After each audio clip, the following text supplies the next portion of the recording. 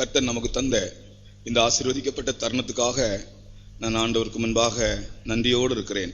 Grateful before the Lord for God has given this blessed opportunity. தேவனுடைய வசனத்தை பேசுவது கூட நான் ஒரு பெரிய ஸ்லாக்கியமாக தான் எண்ணுகிறேன். Consider preaching the word of God as a great privilege. கர்த்தருக்கு ஸ்தோத்திரம். Praise be to God. இஸ்ரவேலருடைய 9 ஆசீர்வாதங்களை குறித்து தான் இந்த நாட்களில் நாம் வேத பாடமாக படிக்கிறோம். We have this Bible study regarding the 9 blessings of the Israelites. அதிலே இப்பொழுது 4வது ஆசீர்வாதத்தை குறித்து நாம் படித்துக் கொண்டிருக்கிறோம். Among that we have been studying about the 4th blessing now. அது உடன்படிக்கை. And that is the covenant. உடன்படிக்கை இஸ்ரவேல் ஜனங்களோடு தேவன் செய்தார். God made covenant with the Israelites. இந்த உடன்படிக்கையை பற்றி நாம் படிக்கும்போது when we study about the covenant, முதலாவது தேவன் ஆதாமோடு உடன்படிக்கை செய்தார். First of all, God made covenant with Adam. இரண்டாவது நோவாவோடு உடன்படிக்கை செய்தார். Secondly, he made covenant with Noah. மூன்றாவது ஆபிரகாமோடு உடன்படிக்கை செய்தார். Thirdly, he made covenant with Abraham. இதை குறித்து நாம் கடந்த வேத பாட வகுப்பில் படித்தோம். About these things we studied in the Bible study in the past days. ஒட்டுமொத்தமாக நாம் சொல்லப்போனால் தேவன் மனிதனோடு உடன்படிக்கை செய்து மனிதன் இந்த உலகத்திலே அப்படிப்பட்ட ஒரு சிறப்பான ஒரு ஜீவியத்தை செய்ய வேண்டும் என்று தேவன் விரும்புகிறார். On the whole, if we say God wants to make covenant with the man in this world and he wants to lead a special kind of life. இந்த உலகத்திலே மனிதனோடு உடன்படிக்கை செய்த எந்த தெய்வமாவது இருக்கிறார்களா? Is there any God which has made covenant with man? இந்த யெகோவா தேவன்தான் மனிதனோடு உடன்படிக்கை செய்தவர். Only this God Jehovah has made covenant with man. மனிதனுடைய ஜீவியம் மான்யமாக இருக்க வேண்டும் என்றால் அவர்கள் இந்த உலகத்திலே ஜீவிக்கும் போதே தேவனோடு உடன்படிக்கை செய்திருக்க வேண்டும். If the man has to lead a proper life, he has to make a covenant with God when he lives as a human being in this world. கர்த்தருக்கு ஸ்தோத்திரம். Praise be to God. மனிதனோடு தேவன் உடன்படிக்கை செய்த சந்தர்ப்பங்களை பற்றி நாம் கடந்த வேத பாட வகுப்பிலே படித்தோம். In the Bible study in the past days we studied about when God made covenant with man. இன்றைக்கு இஸ்ரவேலரோடு தேவன் செய்த உடன்படிக்கை பற்றி நாம் படிப்போமாக. Today we are going to study about the covenant that God made with the Israelites. தேவன் இஸ்ரவேல் ஜனத்தோடு உடன்படிக்கை செய்தார். God made covenant with the Israelites. இந்த உலகத்தில் ஒரு ஜாதியோடு அல்லது தனிப்பட்ட ஒரு ஜனத்தோடு உடன்படிக்கை செய்ததென்றால் தேவன் இஸ்ரவேல் ஜனத்தோடு மட்டும்தான் அப்படி செய்தார். God made covenant with the Israelites alone in this world and not with any other nation. இஸ்ரவேல் ஜனத்தோடு மட்டும்தான் அவர் உடன்படிக்கை செய்தார் என்று வேதம் சொல்லுகிறது. The Bible says that God made covenant only with the people of Israel. உலகத்தில் எத்தனையோ ஜனங்கள் ஜீவித்தார்கள். In the world many people lived. ஆனால் எந்த ஜனத்தோடும் தேவன் உடன்படிக்கை செய்ததாக சரித்திரத்தில் இல்லை. But in the history it is not found that God made covenant with any other people. இஸ்ரவேல் ஜனத்தோடு தான் தேவன் உடன்படிக்கை செய்தார். God made covenant only with the people of Israel. நீங்கள் இந்த படத்தை பாருங்கள். You look at this picture. தேவன் இஸ்ரவேல் ஜனத்தோடு சீனாய் மலையிலே உடன்படிக்கை செய்த அந்த ஒரு கட்டம். இந்த ரெண்டு படத்தை நீங்கள் கவனித்து பாருங்கள். In these two pictures it is portrayed when God made covenant with the Israelites in Mount Sinai. அந்த மலை முழுவதும் புகைக்காடாக இருக்கிறது. The whole mountain is filled with smoke. தேவன் அங்கே தன்னுடைய உடன்படிக்கைகளை கொடுத்தீங்க பாருங்கள். மோசே அந்த உடன்படிக்கையை அந்த மலையின் மேல் இருந்து வாங்குகிறார். அந்த உடன்படிக்கைகளை கொடுத்து தேவன் தன்னுடைய ஜனத்தோடு உடன்படிக்கை செய்கிறார். Moses is receiving the covenants and God giving these covenants to Moses. He makes covenant with the people. கர்த்தருடைய நாமத்துக்கு ஸ்தோத்திரம். Praise be to the name of the Lord. இது சரித்திரத்தில் ஒரு புகழ் வாய்ந்த ஒரு சந்தர்ப்பமாக இருக்கிறது. It is a famous occasion in the history. மலையிலே ஒரு ஜனத்துக்காக தேவன் இறங்கி அவர்களோடு தன்னுடைய பிரமாணத்தை கொடுத்து அவர்களோடு உடன்படிக்கை செய்தார். God for the sake of the people descended on the mountain and he gave his statutes to the people and made covenant. அதற்காக மோசே மலையின் மேல் ஏறி கர்த்தருடைய உடன்படிக்கை பலகைகளை அங்கே கர்த்தரே கொடுக்கிறார். இங்கே எழுதப்பட்டிருக்கிற எழுத்துக்கள் மனித எழுத்துக்கள் அல்ல, தேவனுடைய விரலினால் எழுதப்பட்ட பலகைகள். For this purpose Moses ascended to the mountain. God gave these tables and in which the laws were written by the finger of the Lord himself. இஸ்ரவேல் ஜனங்களோடு தேவன் உடன்படிக்கை செய்ததை பற்றி இன்றைக்கு நான் சில அம்சங்களை சொல்ல விரும்புகிறேன். Today I would like to say certain features regarding the covenant that God made with the people of Israel. தேவனுடைய உடன்படிக்கையை நாம் உற்று நோக்கும்போது when we keenly watch the covenant of God, அதிலே 5 நோக்கங்கள் அந்த உடன்படிக்கையில் காணப்படுகின்றன. In the covenant, 5 intentions or purposes are found. எந்த உடன்படிக்கையும் ஒரு நோக்கத்தோடு உத்தேசத்தோடு செய்யப்படுகிறது. Any covenant is made with one intention. இஸ்ரவேல் ஜனங்களோடு தேவன் உடன்படிக்கை செய்ததிலே 5 நோக்கங்களை இன்றைக்கு நான் சொல்ல விரும்புகிறேன். I would like to say the 5 intentions God had for making covenant with the Israelites. முதலாவது அம்சம் அவர்களுக்கு அவர் அருளுகிற விடுதலையை நோக்கமாக இருந்தது. The first feature was about the deliverance he was going to give unto them. யாத்திராகமம் 2ஆம் அதிகாரம் 24ஆம் வசனத்தை படிக்கும்போது In Exodus 2nd chapter 24th verse, எந்த சமயத்திலும் அவர்களை விடுவிக்க வேண்டிய சந்தர்ப்பம் வரும்போது, ரட்சிக்க வேண்டிய சந்தர்ப்பம் வரும்போது அந்த இடத்திலே அவர் அவருடைய உடன்படிக்கையின்படி அவர்களை ரட்சிக்கிறார், விடுதலை செய்கிறார். யாத்திராகமம் 2:24. Exodus 2:24, wherever the occasions came to deliver them according to the covenant, God delivered them. தேவன் அவர்கள் பெருமூச்சை கேட்டு தாம் ஆபிரகாமோடும் ஈசாக்கோடும் யாக்கோபோடும் செய்த உடன்படிக்கையை நினைவு கூர்ந்தார். அவர்களுடைய பெருமூச்சை கேட்டு அவருடைய உடன்படிக்கையை நினைவு கூர்ந்தார். God heard their groaning and remembered his covenant. அங்கே தேவன் என்ன செய்தார்? What did God do here? அவர்களை விடுவித்தார். அங்கிருந்து God delivered them from that place. தேவன் மனிதனோடு உடன்படிக்கை செய்ததனுடைய அந்த முக்கியமான ஆழமான உத்தேசம், அந்த உடன்படிக்கையில் அம்சம், நான் உனக்கு எந்த சந்தர்ப்பத்திலும் வந்து உன்னை நான் விடுவிப்பேன். அதுதான் the important deep intention of this covenant is, on any occasion I will come and deliver you. That is the thing. அவர்கள் பெருமூச்சு விட்டதான வேளையிலே தேவன் அதை உடன்படிக்கையை நினைத்தாரா? When they groaned, God remembered the covenant. உங்களுடைய வாழ்க்கையிலும் கூட நீங்கள் எந்த சந்தர்ப்பத்தில் பெருமூச்சு விட வேண்டிய சந்தர்ப்பம் வருமோ, நீ தேவனோடு உடன்படிக்கை உள்ள ஒரு ஆளாக இருந்தால், நீ பெருமூச்சு விட வேண்டிய சந்தர்ப்பம் வரும்போது கர்த்தர் அந்த உடன்படிக்கையை நினைத்து உன்னை ரட்சிக்கும்படி, உன்னை விடுவிக்கும்படி வருவார். In your life also, when you happen to groan, God remembering your covenant, if you keep the covenant, he will come to remember the covenant and deliver you. இந்த வசனத்தை நான் படிக்கும்போது நான் இப்படி நினைத்தேன், மனிதன் பெருமூச்சு விடும்போது கூட கர்த்தர் அவருடைய உடன்படிக்கையை நினைக்கிறார். When I read this verse, I thought, when man groans, God remembers his covenant. இது இஸ்ரவேல் ஜனங்களுடைய அடிமைத்தனத்தை காண்பிக்கிறது. பெருமூச்சு, the groaning reveals the bondage of the Israelites. எந்த சந்தர்ப்பத்தில் நீ விடுதலை இன்றி தவித்துக் கொண்டு பெருமூச்சு விடுகிறாயோ, அந்த சந்தர்ப்பத்தில் தேவன் தன்னுடைய உடன்படிக்கையை நினைப்பார். On the occasions without deliverance, whenever you are groaning, God will remember the covenant. கர்த்தருக்கு ஸ்தோத்திரம். Praise be to God. உன்னுடைய துக்கம், உன்னுடைய பெருமூச்சு, ஆண்டவர் அவருடைய உடன்படிக்கையை நினைக்கும் போது அதோடு உனக்கு அந்த விஷயத்திலே ஒரு விடுதலை கிடைக்கிறது. From your sorrow and your groaning, when God remembers the covenant, you will be delivered. அப்ப தேவனுடைய பிள்ளைகளுக்கு எவ்வளவு ஒரு பெரிய பாக்கியம் பாருங்கள். See what a great privilege for the children of God it is. நீங்கள் அழுது பெருமூச்சு விட வேண்டியதான சந்தர்ப்பம் வரும்போது, on the occasions when you cry and groan, உனக்கு அவர் உதவி செய்வார். God of covenant will come and help you. உன்னை ரட்சிப்பார். He will save you.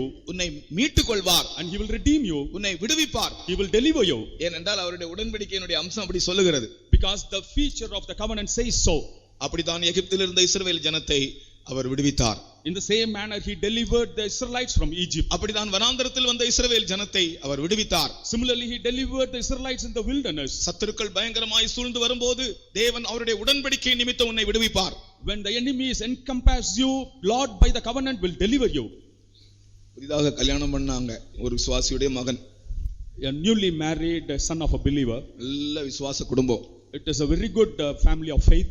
கல்யாணமாகி ஒரு வருடம் கூட ஆகவில்லை. After marriage, not even a year has gone. ஒரு 6 மாதம் இருக்கும் என்று நினைக்கிறேன். I think just 6 months would have gone. அந்த பையனுக்கும் அந்த பையனுடைய மனைவிக்கும் பயங்கரமான டைபாய்டு வியாதி.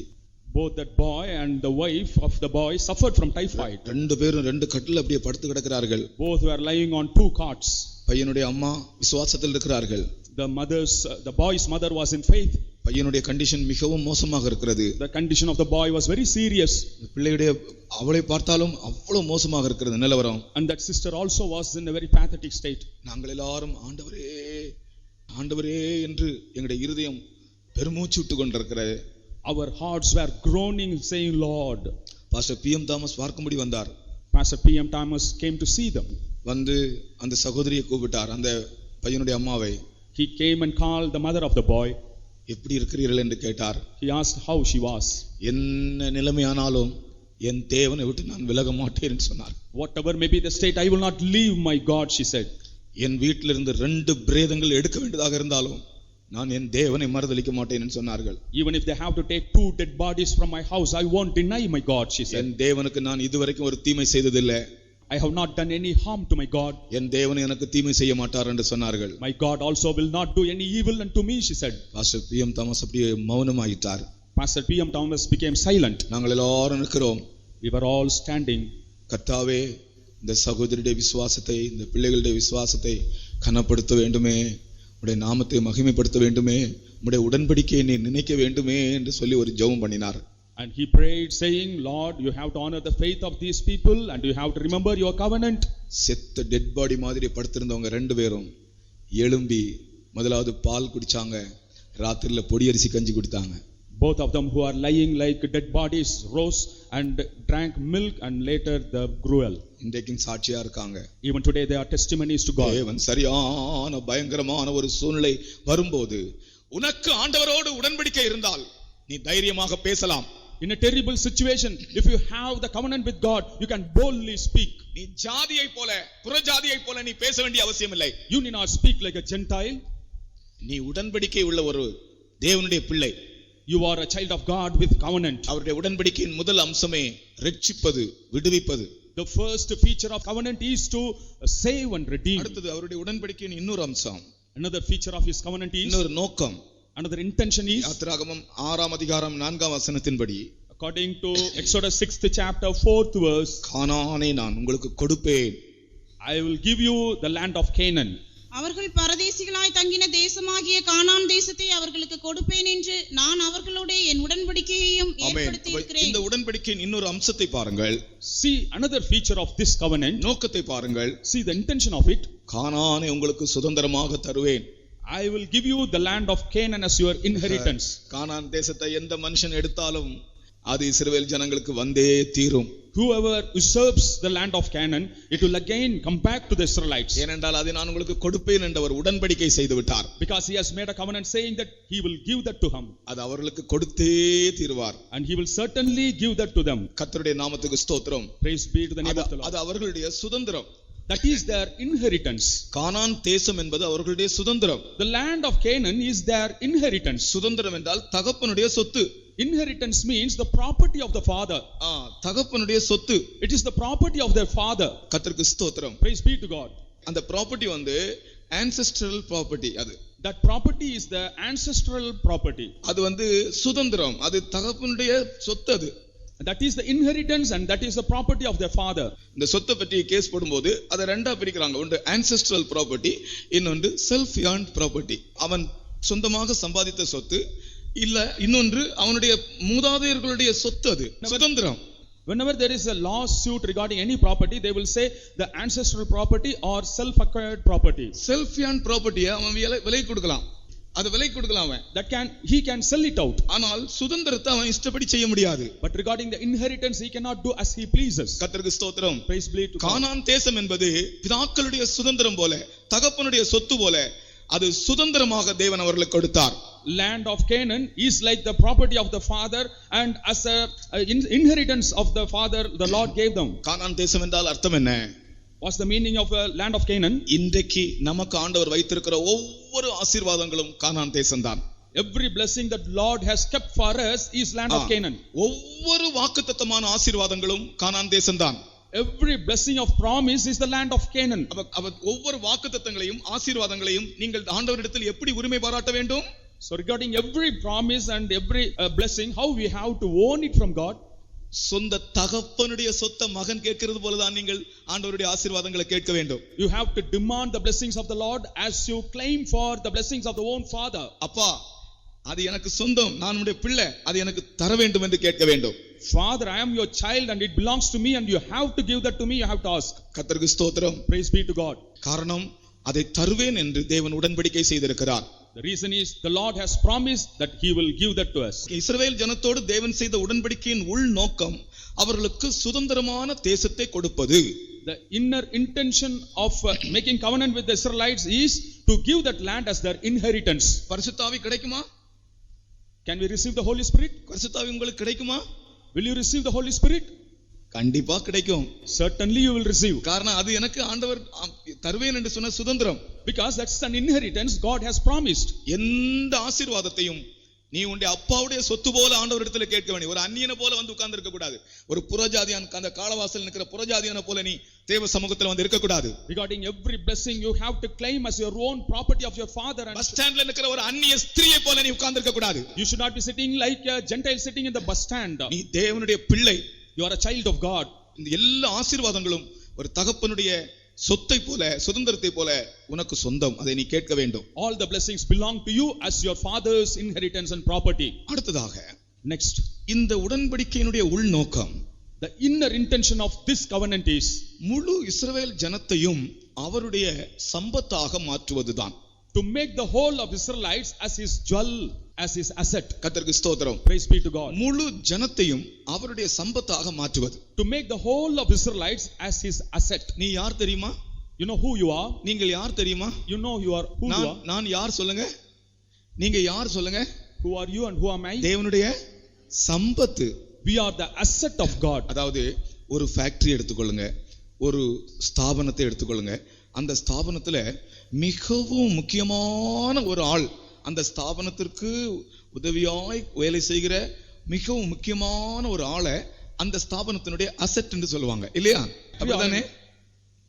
In a factory or in an establishment, the very important person of the establishment will be said to be an asset.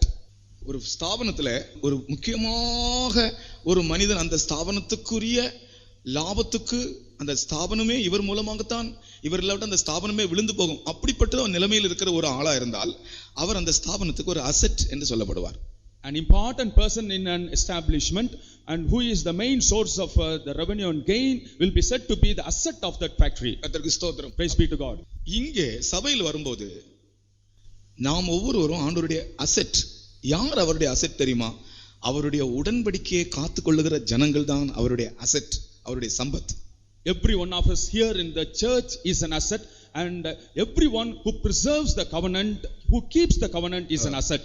ஆண்டவருடைய உடன்படிக்கையை காத்துக்கொண்டு ஜீவிக்கிறவர்கள் அவருடைய சம்பத் என்று அழைக்கப்படுகிறார்கள். All those who keep the covenant with God are said to be the asset of God. அவர் உடன்படிக்கை கொடுக்கும்போது அவருடைய உள் நோக்கம் முழு ஜனத்தையும் தன்னுடைய சம்பத்தாக மாற்ற வேண்டும்.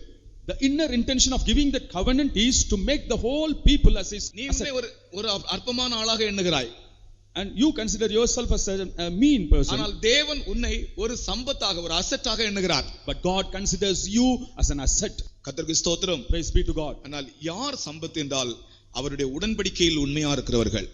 Who is an asset means only one who keeps his covenant. கர்த்தருக்கு ஸ்தோத்திரம். Praise be to God. ஆண்டவருடைய உடன்படிக்கையில் நீ உண்மையாக இருந்தால் நீ சம்பத்து. If you are faithful in the covenant with God, you are an asset. இயேசு கிறிஸ்து யாருக்காக வருகிறார்? For whom Jesus Christ comes? என்னுடைய சம்பத்தை சேர்க்கும் நாளிலே, on the day of gathering my asset. நான் சொல்லுகிறேன், என்ன கவனிங்க, கர்த்தர் நமக்கு இதெல்லாம் வெளிப்படுத்தி தந்தார். இதெல்லாம் தெரியாத ஆட்கள் இருக்கிறாங்க. நாம் அவருடைய சம்பத்தாக இருந்தால்தான் அவர் நம்மை வந்து சேர்த்துக் கொள்வார். இல்லாவிட்டால் கர்த்தருடைய வருகையில நான் எடுத்துக்கொள்ள மாட்டோம். Only if we are the asset of the Lord, he will come and gather us, or else we will be forsaken in his coming. அவருடைய உடன்படிக்கையை காத்துக்கொள்ளுகிற ஜனங்கள் தான் அவருடைய சம்பத்து. Only the people, those who keep his covenant, are his asset. யாத்திராகமம் 19:5-6 படியுங்கள். Exodus 19:5-6. இப்பொழுது நீங்கள் என் வாக்கை உள்ளபடி கேட்டு என் உடன்படிக்கையை கைக்கொள்வீர்களானால் சகல ஜனங்களிலும் நீங்களே எனக்கு சொந்த சம்பத்தாயிருப்பீர்கள். எனக்கு சொந்த சம்பத்து. நீ யார்? Who are you? சம்பத்து, ஆண்டவருடைய சம்பத்து. You are his peculiar treasure or the asset. எப்பொழுது நீ சம்பத்தா இருக்க முடியும்? When you can be an asset to God, அந்த உடன்படிக்கையை நீ காத்துக்கொண்டு ஜீவிக்கும் போது. only when you keep the covenant and live so. கர்த்தருக்கு ஸ்தோத்திரம். Praise be to God. அடுத்ததாக, நாலாவதாக, nextly, fourthly, இந்த உடன்படிக்கையினுடைய உள்நோக்கம் என்ன? what is the inner intention of this covenant? தன்னுடைய ஜனங்கள் இருதயத்தின் ஆழத்திலே ஒரு இளைப்பாறுதல் உடையவர்களாக இருக்க வேண்டும். அதுதான் இந்த உடன்படிக்கையின் உள்நோக்கம். His people should have at the bottom of their heart rest, and that is the intention of this covenant.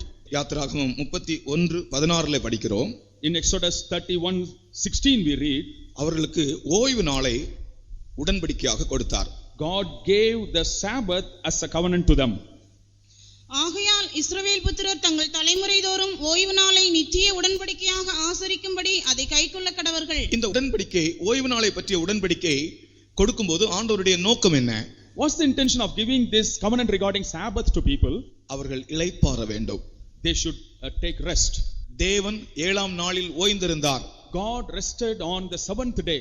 அதுபோல நீயும் உன் இதயத்தில் இளைப்பாற வேண்டும் என்பதுதான் இந்த உடன்படிக்கையின் உள் நோக்கம். The inner intention of this covenant is similarly you too should rest. இதயத்தில் இளைப்பாறுதலை நஷ்டப்படுத்தக்கூடாது. We should not lose the rest in the heart. ஏதோ நாம் இருக்கிற இடத்துலயோ வீட்டிலேயோ வேலை செய்யற இடத்துலயோ நம்முடைய இளைப்பாறுதல் நஷ்டப்படுகிற ஒரு சந்தர்ப்பம் வரும்போது எப்படியாவது நம்முடைய இளைப்பாறுதலை பாதுகாத்துக் கொள்ள வேண்டும். Wherever we are, whenever occasions come to lose our rest in the heart, we should preserve that rest. தேவன் உடன்படிக்கை செய்யும்போது அவருடைய உள்நோக்கம் உனக்கும் உன்னுடைய இதயத்திலும் உன்னுடைய குடும்பத்திலும் உன்னுடைய ஸ்தாபனத்திலும் இளைப்பாறுதலோடு நீ காணப்பட வேண்டும் என்பதுதான். The intention of giving this covenant with people is in you and also in your family, in your establishment, you should be found with rest. எத்தனை பேர் பாருங்க இளைப்பாறுதல் இல்லாமலேயே கர்த்தர் சமூகத்துல வர்றீங்க.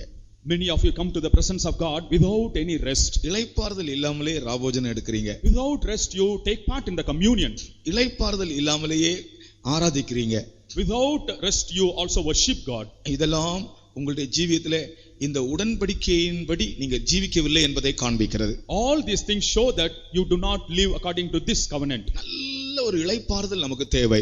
We need a very good rest. தேவன் 7ஆம் நாளில் ஓய்ந்திருந்தார். The Lord rested on the 7th day. அந்த ஓய்வு நாளை குறித்துள்ள உடன்படிக்கை என்று சொல்லப்பட்டிருக்கிறது. It is said to be the covenant regarding the Sabbath. அதை ஒரு உடன்படிக்கையாக கொடுத்தார். He gave it as a covenant. காரணம் நாம் இருதயத்திலே இளைப்பாற வேண்டும் என்பதுதான். The reason is we should rest in the heart. இளைப்பாறுதல் இல்லாவிட்டால் நீங்கள் ஆண்டவருக்கு சாட்சியாகவே இருக்க முடியாது. Without rest you cannot be a testimony to God. அதனால தான் இருதயத்தில் கொஞ்சம் இளைப்பாறுதல் நஷ்டப்பட்டாலும் நீங்கள் அதை சரிப்படுத்திக் கொள்ள வேண்டும். When the rest is lost even in a small portion we have to set right that. யாரோட ஆகலும் ஏதாவது ஒரு காரியத்தில் ஒரு சிறிய வருத்தமோ பிரயாசமோ இருந்தாலும் நீங்க ராத்திரியோடு ராத்திரி போய் ஆகலும் அதை சரிப்படுத்த வேண்டும். If you have any short sorrow with somebody or misunderstanding, even at that night itself you have to set right that. நீ சமாதானத்தோடு உன் பிதாக்களிடத்தில் சேருவாய், நல்ல முதிர் வயதிலே நீ அடக்கம் பண்ணப்படுவாய். You will be gathered with your forefathers with rest and you will be buried when you are aged. இளைப்பாறுதலை காத்துக் கொள்ளுங்கள். அதான் உடன்படிக்கையின் உள் நோக்கம். Preserve the rest, that is the intention of the covenant. அடுத்தது ஐந்தாவதாக, Fifthly, இந்த உடன்படிக்கையினுடைய உள் நோக்கம் என்ன? what is the inner intention of this covenant? இது லேவியோடு தேவன் செய்த உடன்படிக்கை ஜீவனும் சமாதானம். The covenant God made with Levi was life and peace. ஜீவனும் சமாதானம். Life and peace. அப்படி என்றால் இந்த ஜீவனையும் சமாதானத்தையும் உனக்கு தர அவர் விரும்புகிறார். He wants to give life and peace to you. இந்த ரெண்டும், இந்த ஜீவனும் சமாதானமும், அதை பற்றி ஆழமாய் நான் சொல்ல போனால் அது தேவனோடு நமக்கு இருக்கிற ஐக்கியத்தை காண்பிக்கிறது. If I want to say deeply about this life and peace, it shows the fellowship we have with God. ஜீவன் எப்படி உண்டாகும்? How life would come? தேவனோடு நமக்கு இருக்கிற ஐக்கியம் தான் ஜீவன். The fellowship we have with God is life. என் ஜனங்கள் 2 தீமைகளை செய்தார்கள். My people committed 2 evils. முதல் தீமை என்ன? Was the first one? ஜீவ தண்ணீர் ஊற்றாகிய என்னை விட்டு விட்டார்கள். They forgot the living fountain, that is me. அதான் முதல் தீமை. That's the first evil. ஜீவ தண்ணீர் ஊற்றாகிய என்னை விட்டு விட்டார்கள். They left me the fountain of life. ஜீவ தண்ணீர் ஊற்றாகிய அவரை விட்ட உடனே the living fountain of Jesus, அந்த ஜீவன் அவங்களுக்குள்ள இல்லாம போகிறது. the life goes away from them. சமாதானம் இல்லாமல் போகிறது. தேவனோடு சமாதானம் என்றால் தேவனோடு ஒப்புரவாகுதல். Peace with God means having reconcilement with God. சமாதானம் என்ற வார்த்தையினுடைய முழு அர்த்தமே ஒப்புரவாகுதல் தான். The meaning of the word peace is reconcilement. கர்த்தருக்கு ஸ்தோத்திரம். Praise be to God. தேவனோடு ஒப்புரவாகி ஜீவிக்கிற ஒரு ஜீவியம். A life of reconciliation with God. லேவியோடு செய்த உடன்படிக்கையின் அந்த உள் நோக்கம், அவன் தேவனோடு எப்போதும் இசைந்து ஐக்கியமாக இருக்க வேண்டும். அதுதான் ஜீவன் சமாதானம். The inner purpose of the covenant with Levi is he should be very close and intimate with God, and that is life and peace. தேவனோடுள்ள ஐக்கியத்திலே கொஞ்சம் கூட நீங்கள் குறைக்க கூடாது. In the fellowship with God you should not lack in any manner. அதனால தான் அதை நான் சொல்லுகிறேன். நமக்கு தெரிந்தபடி நாம் பார்க்கும்போது நாம் தனி ஜெபம் விடவே கூடாது. As we know, we should not lose our personal prayer. ஒரு ஆளுக்கு பின்மாற்றம் உண்டாகிறது என்று சொன்னால் அந்த ஆள் உடனே சபை விட்டு போகும் என்று நீங்க நினைக்க கூடாது. ஒரு ஆளுடைய ஜீவியத்தில் பின்மாற்றம் என்றால் முதலாவது அவர்களுடைய பார்க்கிறது அவர்களுக்கு தனி ஜெபம் குறையும். If backsliding comes in a man's life, it will not come immediately, but initially the personal prayer will be decreasing in him. தனி ஜெபம் அப்படியே குறைந்து கொண்டே வரும். The personal prayer experience will be decreasing in him. முதலாவது குறையும், அப்புறம் தனி ஜெபம் இல்லாமல் போகும். First of all, it will decrease, later it will be completely stopped. பொது ஜெபங்களிலே வந்து ஜெபிக்கிற ஜெபங்கள் அது இரண்டாவது ஒரு அனுபவம் தான். அது நாம் தேவனோடு ஐக்கியமா இருக்கிறோம் என்பதற்கு சாட்சி அல்ல. Participating in the common prayer is not a testimony for having fellowship with God. ஒரு பக்தன் சொல்லுகிறார், A godly person says, பொது ஜெபங்கள் எப்போதுமே நம்முடைய தனி ஜெபங்களின் தொடர்ச்சியாக இருக்க வேண்டும் என்று சொல்லுகிறார். Common prayer should be the continuation of our personal prayers. உன்னுடைய தனி ஜெபத்தினுடைய தொடர்ச்சி தான் பொது ஜெபங்கள்.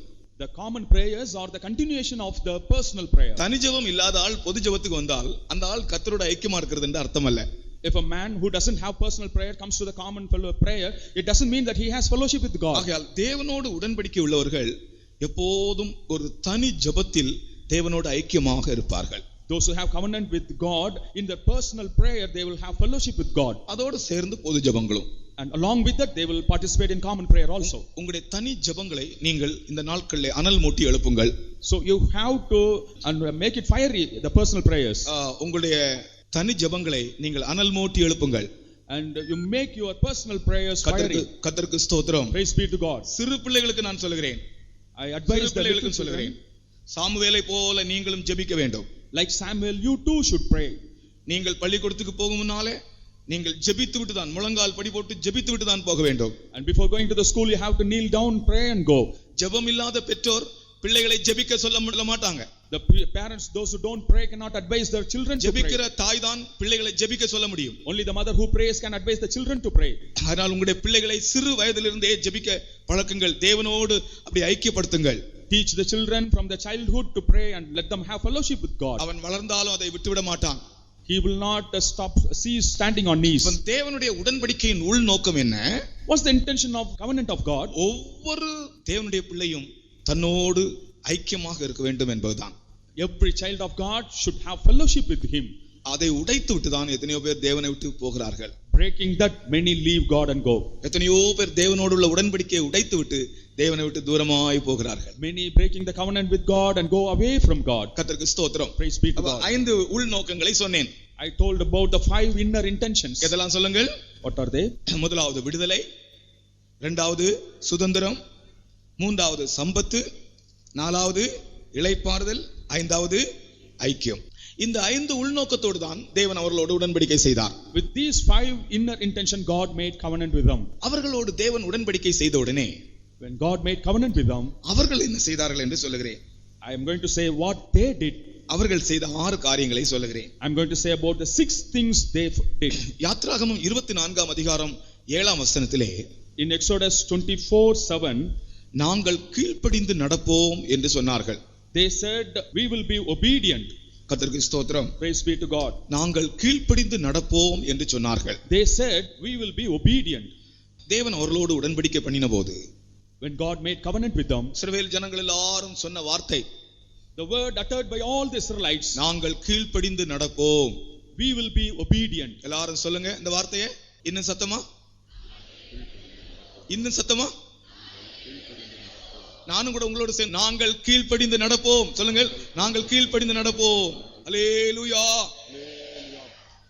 உடன்படிக்கையை நீ காக்க வேண்டும் என்றால் உன்னுடைய வாழ்க்கையிலே ஒரு கீழ்ப்படிதலின் ஆவி இருக்க வேண்டும். If you have to keep the covenant in your life, you should have the spirit of obedience. ஆவிக்குரிய ஜீவியத்தில் கீழ்ப்படிதல் என்பது மிகவும் முக்கியமானது. In the spiritual life, obedience is very important. கீழ்ப்படிகிறவர்களுக்கு தான் நித்திய ரட்சிப்பு உண்டாகும். Only for those who are obedient there will be eternal salvation. எபிரேயர் 5ஆம் அதிகாரம் 9ஆம் வசனத்திலே எழுதப்பட்டிருக்கிறது. In Hebrews 5:9 it has been written, நித்திய ரட்சிப்பு யாருக்கு கொடுப்பாராம்? to whom he will give this eternal salvation? தமக்கு கீழ்ப்படிகிறவர்களுக்கு நித்திய ரட்சிப்பை கொடுப்பாராம். Only for those who obey him he will give them the eternal salvation. கீழ்ப்படிதல் என்று சொல்லுகிறது, நீங்க நினைக்கிறீங்க சின்ன பிள்ளைகள் கீழ்ப்படிவாங்க, பெரியவங்க கீழ்ப்படிய மாட்டாங்கன்னு நினைக்கிறீங்க.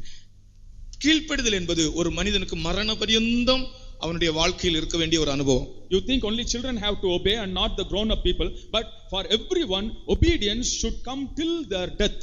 ரோமர் 16 அதிகாரம் 19 வசனத்திலே பவுல் சொல்லுகிறார், in Romans 16:19 Paul says, உங்கள் கீழ்ப்படிதல் யாவருக்கும் தெரிய வந்திருக்கிறது. your obedience is known unto all. நீங்க யாரா இருந்தாலும் சரி, எந்த வயசானாலும் சரி, உங்களுக்குள்ள ஒரு கீழ்ப்படிதலின் ஆவி இருக்க வேண்டும். Whoever you may be of at any age, you should have the spirit of obedience in you. அந்த கீழ்ப்படிதலின் ஆவி இல்லாவிட்டால், without the spirit of obedience, நீங்கள் உடன்படிக்கையை காக்க முடியாது. you cannot keep the covenant. இஸ்ரவேல் ஜனங்கள் சொன்னார்கள், நாங்கள் உமக்கு கீழ்ப்படிந்து நடப்போம். Israelites said, we will obey you. இன்னைக்கு எத்தனையோ வீடுகள்ல கலகங்களுக்கு காரணம் என்ன? கீழ்ப்படிதல் இல்ல. The cause of all troubles in many houses is they don't have obedience. நாம் கீழ்ப்படிதல் உள்ளவர்களாக இருந்தால் நமக்கு ஜெயம் கிடைக்கும். If we are obedient, we will have victory. கீழ்ப்படிதல் உள்ளவர்களுக்கு ஜெயம் கிடைக்கும். For those who have obedience, they will have victory. அவர் பட்ட பாடுகளினாலே கீழ்ப்படிதலை கற்றுக்கொண்டு தாம் பூரணரான பின்பு தமக்கு கீழ்ப்படிகிறவர்களுக்கு நித்திய ரட்சிப்பு அளிக்கும்படியாக, by his sufferings he learned obedience, and for those who obey him, that he may give the eternal salvation. நாங்கள் கூட அப்படிதான், கீழ்ப்படிகிறதல் எங்களுக்கு மரண பரியந்தம் காணப்பட வேண்டும். Obedience should be found in us till our death. கீழ்ப்படியாமை என்பது ஆதாமின் சுபாவம். Disobedience is the nature of Adam. கீழ்ப்படியாமை நமக்கு வரவே கூடாது. Disobedience should not come to us. கீழ்ப்படியாமை வந்தால் நாம் விழுந்து போவோம். If disobedience comes, we will fall. கீழ்ப்படிதல் வந்தால் நாம் ஜெயம் பெறுவோம். If we have obedience, we will be victorious. கர்த்தருக்கு ஸ்தோத்திரம். Praise be to God. அடுத்ததாக அந்த ஜனத்தின் மேல் மோசே என்ன செய்தானாம்? Next, what did Moses do on those people? இரத்தம் தெளித்தான். He sprinkled blood on them. 24 அதிகாரம் 8 வசனம் அதை சொல்லுகிறது. Exodus 24:8 says so. ஜனத்தின் மேல் அவன் இரத்தம் தெளித்தான். On the people he sprinkled the blood. இது எதை காண்பிக்கிறது? And what does this show? உடன்படிக்கையை காத்துக்கொள்ளும்படி நாம் இரத்தம் தெளிக்கப்பட்டவர்களாக இருக்க வேண்டும். In order to keep the covenant, we should be people blood sprinkled. இதனுடைய அர்த்தம் என்ன? What's the meaning of it? நம்முடைய இருதயம் தெளிக்கப்பட்ட இருதயமாக இருக்க வேண்டும். Our heart should be sprinkled heart. கர்த்தருக்கு ஸ்தோத்திரம். Praise be to God. நம்முடைய இருதயம் தெளிக்கப்பட்ட இருதயமாக இருக்க வேண்டும். Our heart should be a sprinkled heart. தெளிக்கப்பட்ட இருதயம் என்றால் என்ன? What's meant by a sprinkled heart? சுத்திகரிக்கப்பட்ட இருதயம், இரத்தத்தால் சுத்திகரிக்கப்பட்ட இருதயம். Sanctified heart, sanctified by blood. உடன்படிக்கையை காத்துக்கொள்ளும்படி எப்போதுமே நம்முடைய இருதயத்தை இரத்தத்தினால் சுத்திகரித்துக் கொண்டே இருக்க வேண்டும். To keep the covenant, always we have to sanctify our heart with the blood. கர்த்தருக்கு ஸ்தோத்திரம். Praise be to God. அப்போ அந்த சுத்திகரிப்பு அப்படி நடந்துட்டே இருக்க வேண்டும். 24 hours அப்படியே நம்முடைய இதயத்துக்குள்ள நடந்து கொண்டே இருக்கிறது. All 24 hours sanctification should be going on in our heart. நம்முடைய சுத்திகரிப்பு எப்போ? When is our sanctification? நம்முடைய சுத்திகரிப்பு எப்போ? When is our sanctification? எப்போ சொல்லுங்க? நம்முடைய சுத்திகரிப்பு எப்போ? ராபோஜன கூட்டம் வரும் முன்னால ஒரு 3 நாள். Our sanctification is before the communion for 3 days. அப்படி அல்ல. It's not so. ஒவ்வொரு நாளும் இடைவிடாமல் இந்த இரத்தம் தெளிக்கப்பட்டு கொண்டே இருக்க வேண்டும். Every day continuously the blood should be sprinkled. இந்த உடன்படிக்கையின் போது தேவன் அவர்களோடு உடன்படிக்கை செய்த அந்த நாளிலே மோசே இரத்தத்தை எடுத்து ஜனங்கள் மேல் தெளித்தான். On the day God made covenant with the people, Moses took blood and sprinkled on the people. அதனுடைய அர்த்தம் எப்போது நம்முடைய இருதயத்தில் இந்த இரத்தம் தெளிக்கப்பட்டு கொண்டே இருக்க வேண்டும். The sense of it is in our heart the blood should be sprinkled always. அடுத்தது இதனுடைய இன்னொரு அர்த்தம், another meaning of this is அதனுடைய இரத்தத்தில் இன்னொரு பகுதியை எடுத்து இந்த பலிபீடத்தை சுற்றிலும் ஊற்றினான். another portion of the blood was taken and it was poured around the altar. அதனுடைய அர்த்தம் என்ன? What's the meaning of it? நாம் உலகமெங்கும் நம்முடைய ஜீவனை அந்த இரத்தத்தை ஊற்றி நாம் சாட்சியாக இருக்க வேண்டும். We have to pour the blood all over the world and we should be testimonies to God. பாடுபட வேண்டும். We have to suffer. இரத்தம் சிந்தினாலும் பரவாயில்லை. Even if you have to shed blood, it's all right. நாம் அவருக்கு சாட்சியாக இருக்க வேண்டும். But we should be a witness to him. ஆண்டவருடைய உடன்படிக்கையில் உண்மையா இருக்கிறவங்க யாரு? Who will be faithful in the covenant of God? தங்களுடைய ஜீவனையும் நினைக்காமல் தங்களுடைய இரத்தத்தை சிந்தி ஆண்டவருக்காக சாட்சியா இருக்கிறவர்கள். Not minding their life and shedding their blood, and those who are testimonies to God. எத்தனையோ பேர் இரத்த சாட்சிகள் எப்படி மரித்திருக்கிறார்கள் பாருங்கள். You see how many martyrs have died like that. இரத்த சாட்சிகளுடைய புத்தகத்தை வாங்கி நீங்கள் வாசித்து பாருங்கள். Read the book of the martyrs. நீங்கள் கண்டிப்பாக வாசிக்க வேண்டும் இரத்த சாட்சிகளை பற்றி. You have to certainly read about the martyrs. எத்தனை பேர் இரத்தம் சிந்தினார்கள் தெரியுமா? You know how many shed their blood? எத்தனை பேர் இரத்தம் சிந்தினார்கள் தெரியுமா? You know how many shed their blood? எத்தனை பேர் தங்களுடைய வீட்டையும் தேசத்தையும் விட்டு அந்நிய தேசங்களில் போய் மரித்தார்கள் தெரியுமா? You know how many left their houses and died in the strange lands? நாம் நம்முடைய வீட்டை விட்டு அடுத்த ரோட்ல போய் ஒரு டிராக்ட் கொடுக்கிறதுக்கு அது ஒரு பெரிய வேலைன்னு நினைக்கிறோம். For going to the next street and giving tracts, we consider it to be a big work. தங்களுடைய வீட்டையும் தங்களுடைய தேசத்தையும் தங்களுடைய இனத்தையும் விட்டு எல்லாவற்றையும் விட்டு அந்நிய தேசங்களிலே போய் தங்களுடைய இரத்தத்தை எத்தனை பேர் சிந்தினார்கள் தெரியுமா இயேசுவுக்காக? For Jesus, you know how many left their kin and kindred and the land and shed their blood? அவர்கள் மேல் இரத்தம் தெளிக்கப்பட்டது.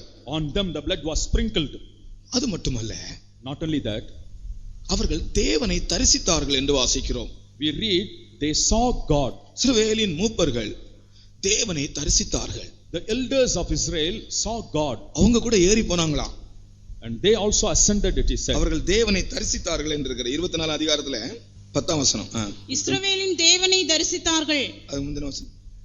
பின்பு மோசேயும் ஆரோனும் நாதாபும் அபியூவும் இஸ்ரவேலுடைய மூப்பரில் 70 பேரும் ஏறி போய் மோசேயும் ஆரோன் அப்புறம் நாதாப் அபியூப் இஸ்ரவேலின் மூப்பர்கள் 70 பேர் இவ்வளவு பேரும் ஏறி போய் தேவனை தரிசித்தார்கள். அங்க Moses, Aaron, Nadab, Abihu and 70 of the elders of Israel saw God of Israel. தேவனை தரிசித்தார்கள். They saw God of Israel. அவர்கள் டிவியை தரிசிக்கவில்லை. They didn't see TV. அவர்கள் டிவியை தரிசிக்கவில்லை. They didn't see TV. அவர்கள் வீடியோவை தரிசிக்கவில்லை. They didn't see video. அவர்கள் எதை தரிசித்தார்கள்? What did they see? எதை தரிசித்தார்கள்? What did they see? அவர்கள் தேவனை தரிசித்தார்கள். They saw God. தேவன் அவர்களோடு உடன்படிக்கை பண்ண அன்றைக்கு நடந்த ஒரு சம்பவம், அவர்கள் தேவனை தரிசித்தார்கள். On the day they made covenant with God, they saw God. நமக்கு தேவனை தரிசிக்கிற ஒரு அனுபவம் வேண்டும். We should have an experience of seeing God. அதனால நமக்கு ரெண்டு காரியங்கள் நடக்கிறது. Because of that, for us two things happen. அவரை தரிசிக்கிறவர்கள் தான் அவருடைய உள்ளத்தை அறிய முடியும். Only those who see him can know his heart. அப்போஸ்தலர் 22:14 சொல்லுகிறது.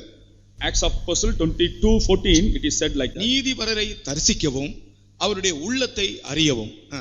அப்பொழுது அவன் நம்முடைய முன்னோர்களின் தேவனுடைய திருவுளத்தை நீ அறியவும் நீதிபரரை தரிசிக்கவும் அவருடைய திருவாய்மொழியை கேட்கவும். போதும் பாருங்கள், அவரை தரிசிக்கும் போது என்ன நடக்கிறது? அவருடைய உள்ளத்தை அறிகிறோம். When we see him, we know his heart. அவர் தன்னை வெளிப்படுத்தி தருகிறார். And he reveals himself. தரிசனம் இல்லாமல் போக கூடாது. We should not go without vision. கர்த்தர் தரிசிக்க வேண்டும். நீங்கள் You have to see God. அன்றைக்கு உடன்படிக்கையின் நாளன்றைக்கு மூப்பர்கள் தேவனை தரிசித்தது போல, as on the day of covenant the elders saw God, மோசேயும் ஆரோனும் நாதாபும் அபியூவும் தரிசித்தது போல, as Moses, Aaron, Nadab and Abihu saw, தேவனை தரிசிக்கிற ஒரு அனுபவம் நமக்கு தேவை. we need an experience of seeing God. அது ஆண்டவர்கிட்ட கேட்கணும், ஆண்டவரே நான் உம்மை தரிசிக்க வேண்டும் என்று சொல்ல வேண்டும். We have to say unto the Lord, Lord, I should see you. அவரை தரிசிக்கும் போதுதான் அவருடைய உள்ளத்தை நமக்கு அவர் வெளிப்படுத்துகிறார். Only when we see him, he reveals his heart to us. தேவனுடைய உள்ளத்தை நீ அறிய வேண்டும். You should know the heart of God. உன்னுடைய வாழ்க்கை பற்றிய விஷயத்துல நீ கன்ஃபியூஸ் ஆக கூடாது. உன்னுடைய வாழ்க்கை பற்றிய விஷயத்துல தேவனுடைய உள்ளத்தை நீ அறிய வேண்டும். Regarding the matters of your life, you should not get confused, but you should know the heart of God. நீ குழம்பிக் கொண்டிருக்க கூடாது. You should not be lamenting. நீ தேவனுடைய உள்ளத்தை அறிய வேண்டும். You should know the heart of God. நீதிபரரை தரிசிக்கவும் அவருடைய உள்ளத்தை அறியவும். To see the just one and to know the heart of God. அடுத்ததாக என்ன நடக்கிறது? அவரை தரிசிக்கும் போது when we see him, next what happens? எபிரேயர் 11:27 சொல்லப்பட்டிருக்கிறது. In Hebrews 11:27 it is said, மோசே அதரிசனமானவரை தரிசிக்கிறது போல உறுதியாக இருந்து ராஜாவின் கோபத்துக்கு பயப்படாமல் எகிப்தை விட்டு போனான். By faith Moses, not fearing the wrath of king, for he endured as seeing him who is invisible. கர்த்தருக்கு ஸ்தோத்திரம். Praise be to God. அவன் தேவனை தரிசித்தபடினால், as he saw God, அதரிசனமான தேவனை தரிசிக்கிறது போல உறுதியாக இருந்தபடினால், as he was steadfast in seeing the invisible God, அவன் ராஜாவுடைய கோபத்துக்கு பயப்படாமல் போனான். he did not fear the wrath of the king. எந்த காரியத்துக்கும் நீ பயப்பட மாட்டாய். You won't fear any matter. நீ தேவனை தரிசிக்கிற ஒரு ஆளாக இருந்தால் இதயத்திற்குள்ளே ஏதோ ஒரு விஷயத்தினால பயம் இருக்காது.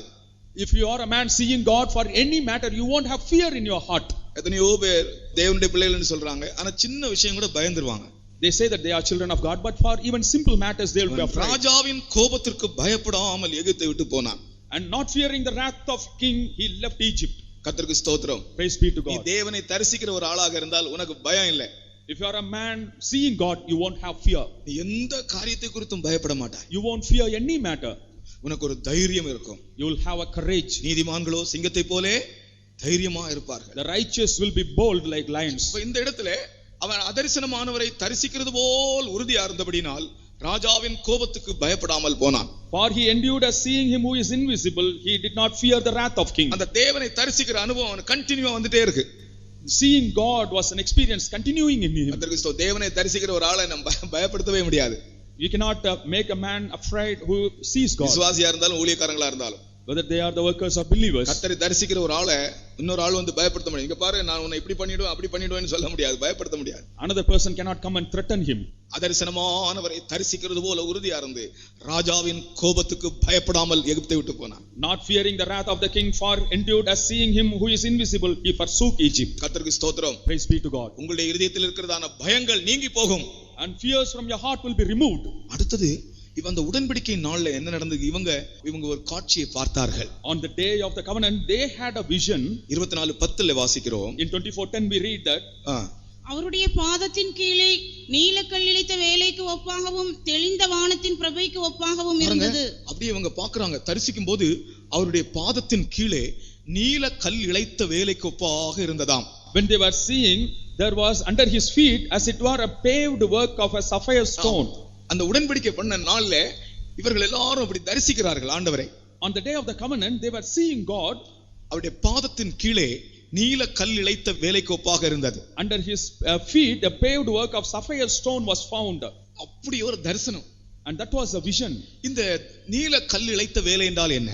What is meant by a paved work of a sapphire stone? அன்பினால் நிறைந்த ஜீவியத்தை காண்பிக்கிறது. It shows the life filled with love. கிறிஸ்தவ ஜீவியமே அன்பினால் நிறைந்த ஜீவியம். Christian life itself is a life filled with love. அன்பினால் நிறைந்தவன் உடன்படிக்கையை காக்கிறான். He that is filled with love will preserve the covenant. அன்பில் குறைகிறவன் உடன்படிக்கையை முறிக்கிறான். He that lacks in love will break the covenant. கடைசி நாட்களிலே மனிதர் உடன்படிக்கையை முறிக்கிறவர்களாக இருப்பார்கள். In the last days people will break the covenant.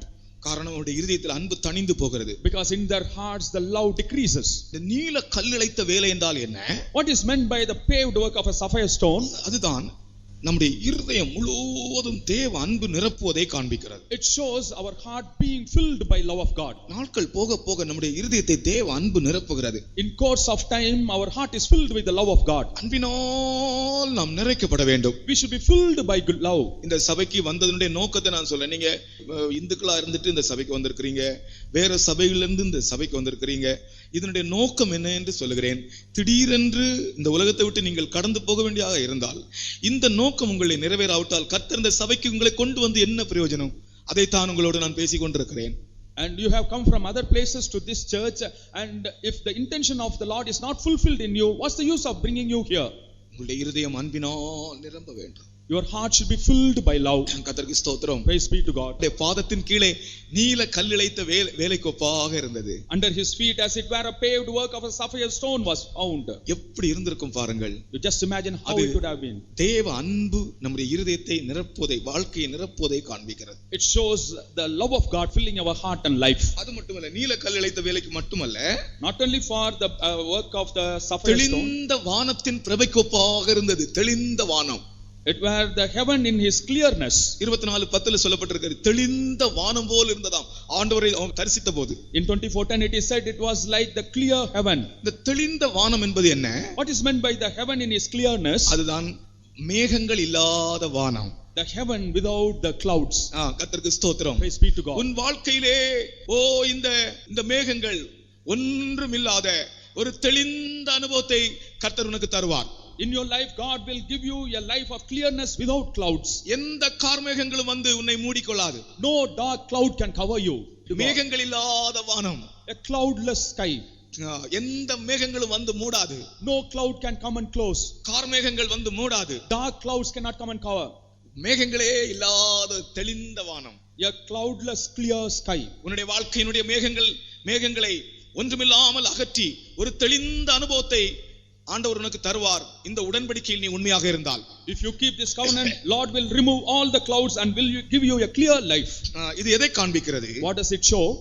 தெளிந்த மனதை காண்பிக்கிறது. It shows a clear mind. தெளிந்த எண்ணத்தை காண்பிக்கிறது. It reveals a clear thought. கர்த்தருக்கு ஸ்தோத்திரம். Praise be to God. தெளிந்த புத்தியை காண்பிக்கிறது. It shows a clear mind. 2 தீமோத்தேயு 4:5 தெளிந்த மனது.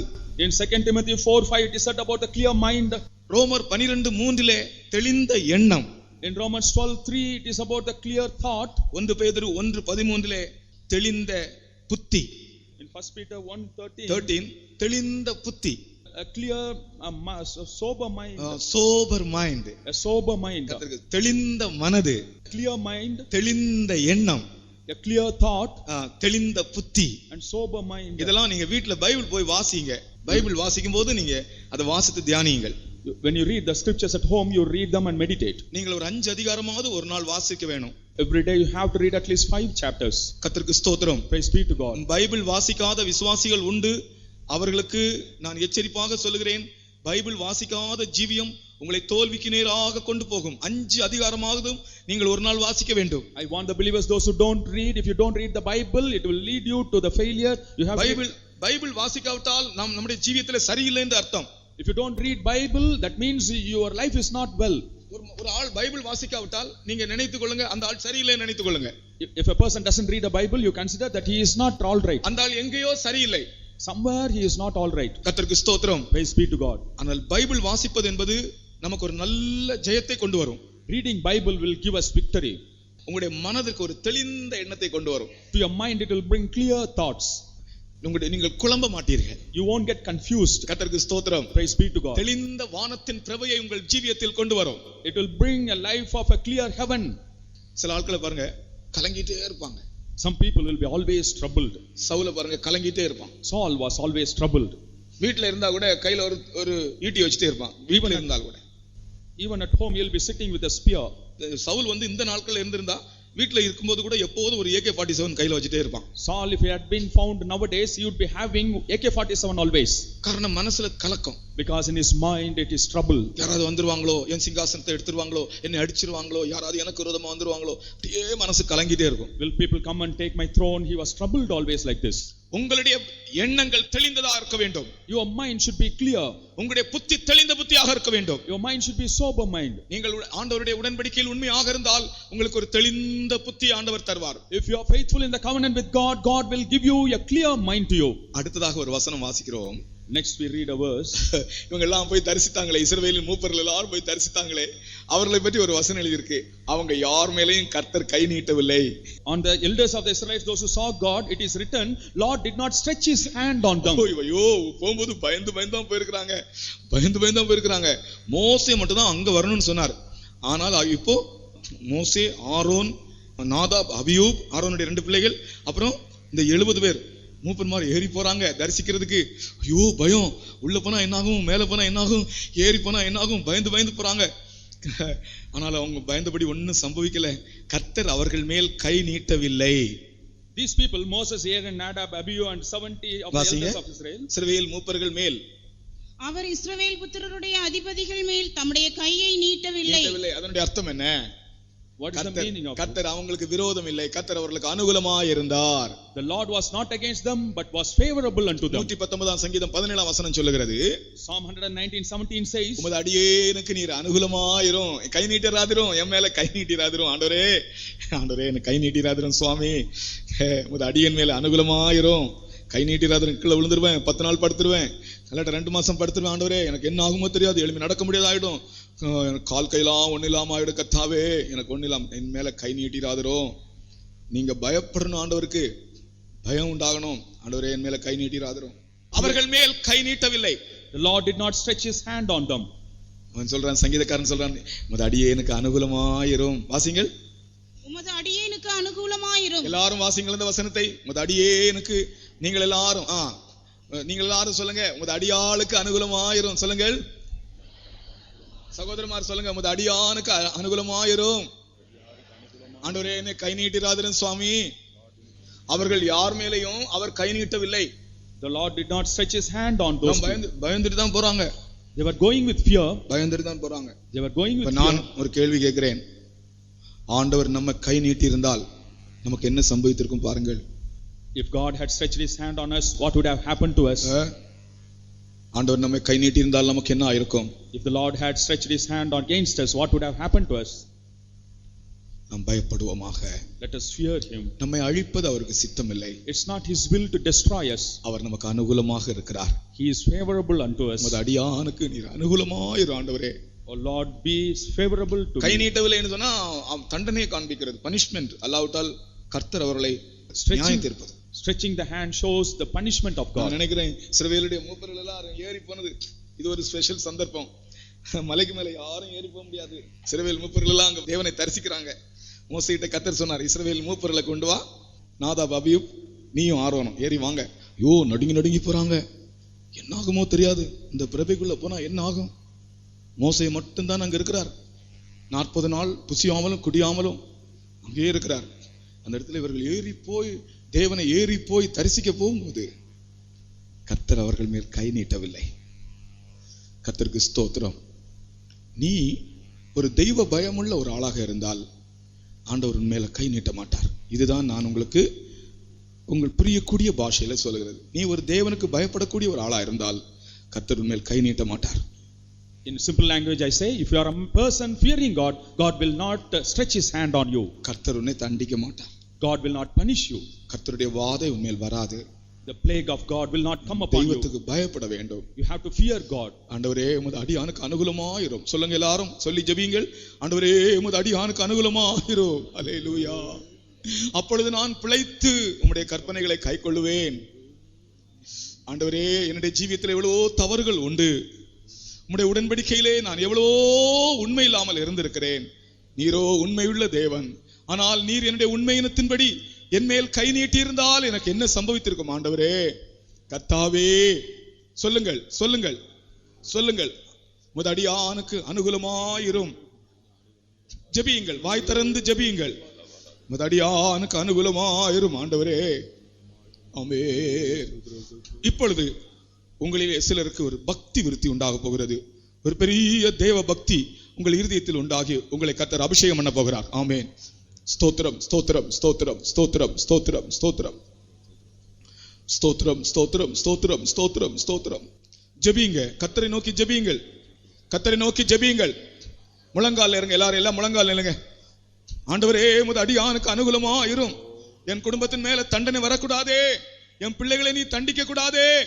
ஆண்டவரே என் மேல் அனுகூலமாயிரும், எனக்கு அனுகூலமாயிரும், என் மேல் கிருபையாயிரும் என்று சொல்லுங்கள். எல்லாரும் ஆண்டவரை நோக்கி கூப்பிடுங்கள். உம்முடைய கை என்னுடைய வீட்டுக்கு விரோதமாய் வரக்கூடாது, என்னுடைய பிள்ளைகளுக்கு விரோதமாய் வரக்கூடாது. ஆண்டவரே எனக்கு விரோதமாய் உம்முடைய கை எழும்பக்கூடாது. எனக்கு அனுகூலமாயிரும் கர்த்தாவே, எனக்கு அனுகூலமாயிரும் கர்த்தாவே. தாவீது தவறு செய்ததனால கர்த்தர் அவனுடைய பிள்ளையை அடித்தார் என்று சொல்லப்பட்டிருக்கிறது. As David committed the sin, the Lord slew his child. அவனுடைய பிள்ளை செத்து போயிட்டு, and his child died. அதுபோல பெற்றோரே உங்களுடைய தவறு நிமித்தம் உங்கள் பிள்ளைகளை கர்த்தர் அடிக்க கூடாது. Similarly parents, because of your shortcomings, Lord should not beat your children. நம்முடைய தவறு நிமித்தம் கர்த்தர் நம்மை அடிக்க கூடாது. Because of your shortcoming, Lord should not slay your children. இஸ்ரவேல் புத்திரருக்கு விரோதமாய் அவர் தன்னுடைய கையை நீட்டவில்லை. He did not stretch his hand against the Israelites. பெற்ற பிதா போல் பரிதபே தன்னை பார், பற்றிடும் அடியோர் முற்றும் பயப்படி. பெற்ற பிதா போல் பரிதபே தன்னை பார், பற்றிடும் அடியோர் முற்றும் பயப்படி. அக்கிரமம் எல்லாம் கர்த்தன் கருணையால் ஆக்கினை இங்கே அகற்றிடுவார். எல்லாம் கர்த்தன் கருணையால் ஆக்கினை இங்கே அகற்றிடுவார். பெற்ற பிதா போல் பரிதபி தன்னை பார், பற்றிடும் அடியோர் மற்றும் பயப்படி. பெற்ற பிதா போல் பரிதபி தன்னை பார், பற்றிடும் அடியோர் மற்றும் பயப்படி. அக்கிரமம் எல்லாம் கர்த்தன் கருணையால் ஆக்கினை இன்றி அகற்றிடுவார். அக்கிரமம் எல்லாம் கர்த்தன் கருணையால் ஆக்கினை இன்றி அகற்றிடுவார். அக்கிரமம் எல்லாம் கர்த்தன் கருணையால் ஆக்கினை இன்றி அகற்றிடுவார். அக்கிரமம் எல்லாம் கர்த்தன் கருணையால் ஆக்கினை இன்றி அகற்றிடுவார். ஹல்லேலூயா.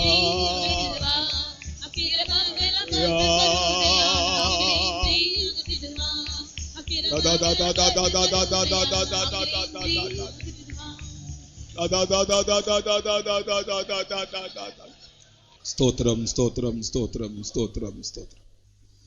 எங்களை அருமையாய் நேசிக்கிற பரலோக பிதாவே, இந்த ஆசீர்வாதமான மகிமையான வேதப்பட ஆராதனைக்காய் நன்றியோடு ஸ்தோத்திரிக்கிறோம் கர்த்தாவே. உம்முடைய ஆசீர்வதிக்கப்பட்ட மகிமையான சமூகத்திலே உம்முடைய ஜனங்களாகிய எங்களுக்கு நீர் தந்த எல்லா உம்முடைய விளையேறப்பட்ட ஆசீர்வாதங்களுக்காய் கிருபைகளுக்காய் ஸ்தோத்திரிக்கிறோம் கர்த்தாவே. நீர் ஆண்டவரே, நீர் ஒருவரோடும் கர்த்தருடைய ஆவியானவர் பேசின உம்முடைய எல்லா நல்ல வார்த்தைகளுக்காய் நன்றியோடு ஸ்தோத்திரிக்கிறோம் கர்த்தாவே. இஸ்ரேல் ஜனங்களோடு தேவரீர் உடன்படிக்கை பண்ணினதை குறித்து நீர் எங்களோடு பேசிக்கொண்டிருந்தீர், அதுக்காக ஸ்தோத்திரிக்கிறோம் கர்த்தாவே. ஒரு தேவனுடைய மனுஷன் தேவனோடு உடன்படிக்கை உள்ளவனாக இருந்தால் அவனுக்கு என்னவெல்லாம் ஆசீர்வாதங்கள் வருகிறது என்பதை குறித்து நீர் பேசினீர், அதுக்காக ஸ்தோத்திரிக்கிறோம் கர்த்தாவே.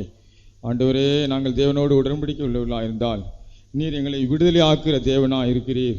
எப்படிப்பட்ட சோதனை ஆனாலும் எப்படிப்பட்ட சூழ்நிலை ஆனாலும் நாங்கள் உண்மை நோக்கி பார்க்கும்போது நீர் எங்களை விடுதலை ஆக்கிறவராக இருக்கிறீர். ஆண்டவரே, உமக்கு ஸ்தோத்திரம் கர்த்தாவே. கானான் தேசத்தை சுதந்திரிக்கும்படியாய் கர்த்தாவே, ஆண்டவரே கர்த்தாவே, அந்த வாக்குத்தத்தத்தை நீர் எங்களுக்கு தந்திருக்கிறீர், அதுக்காக ஸ்தோத்திரிக்கிறோம். ஆண்டவர், உங்களுடைய சொந்த சம்பத்தாய் நீர் எங்களை உருவாக்குகிறீர், அதுக்காக ஸ்தோத்திரிக்கிறோம். ஆண்டவரே, நாங்கள் இளைப்பாறுதலுள்ள ஜீவியத்தை உடையவர்களாய் கர்த்தாவே நீர் எங்களை மாற்றுகிறீர், அதுக்காக ஸ்தோத்திரிக்கிறோம். நாங்கள் ஜீவனும் சமாதானம் உடையவர்களாய் கர்த்தாவே, தேவரீரோடு ஒப்புரவு உள்ளவர்களாய் கர்த்தாவே, எங்களுடைய ஜீவியத்தை நாங்கள் கட்டியெழுப்ப நீர் கிருபை செய்கிறீர், அதுக்காக ஸ்தோத்திரம் கர்த்தாவே. இஸ்ரேல் ஜனங்கள் உம்முடைய தரிசனத்தை கண்டபோது கர்த்தாவே, நாங்கள் உமக்கு கீழ்ப்படிந்து நடப்போம் என்று உடன்படிக்கை பண்ணினார்கள் கர்த்தாவே, தீர்மானம் பண்ணினார்கள் கர்த்தாவே. நாங்கள் எங்களுடைய ஜீவிய காலமெல்லாம் கர்த்தாவே நாங்கள் உமக்கு கீழ்ப்படுகிற கர்த்தாவே ஜீவியத்தை நாங்கள் கட்டியெழுப்பும்படியா எங்களுக்கு கிருபை கொடுக்கும்படியா ஜெபிக்கிறோம் கர்த்தாவே. நேசுவே, உமக்கு ஸ்தோத்திரம் ஸ்தோத்திரம் ஸ்தோத்திரம். ஆண்டவரே கர்த்தாவே, உம்மை தரிசித்தார்கள் கர்த்தாவே, உம்முடைய அன்பினால் நிறைந்து ஜீவிக்கிற ஜீவியத்தை நீர் எங்களில் உருவாக்குறவராக இருக்கிறீர். எங்களை தெளிந்த எண்ணமுடையவர்களாய், தெளிந்த மனதுடையவர்களாய், தெளிந்த புத்தியுடையவர்களாய் எங்களுடைய ஜீவியத்தை கட்டியெழுப்ப கிருபை செய்கிறீர். ஆண்டவரே, உம்முடைய கிருபையில வசனங்களுக்காய் ஆண்டவரே வசனம் கேட்ட ஒவ்வொருவரையும் உம்முடைய கரத்திலே ஒப்புக் கொடுக்கிறோம் கர்த்தாவே. ஆண்டவரே, உம்முடைய கிருபையில வசனத்தின்படியே ஒவ்வொருவரும் தங்களுடைய ஜீவியத்தை கட்டியெழுப்பவும் கர்த்தாவே, உம்முடைய மகிமையான சுதந்திரமாய் சம்பத்தாய் கர்த்தாவே ஒவ்வொருவரும் தங்களை ஆயத்தப்படுத்தும் நீர் கிருபை செய்யும். உம்முடைய மகிமை நாளுக்காய் ஒவ்வொருவரையும் உம்முடைய ஆயத்தப்படுத்தி வரும். எல்லா துதி கன மகிமையும் உமக்கு செலுத்துகிறோம். யாவற்றையும் இயேசுவின் நாமத்தில் கெஞ்சி கேட்கிறோம் பிதாவே. நம்முடைய கர்த்தராகிய இயேசு கிறிஸ்துவின் கிருபையும் பிதாவாய் தேவனுடைய அன்பும் பரிசுத்த ஆவியானவருடைய ஐக்கியமும் நம் அனைவரோடும் சகல பரிசுத்தவான்களோடும் அவருடைய வரிவருந்திருப்பதாக. ஆமென்.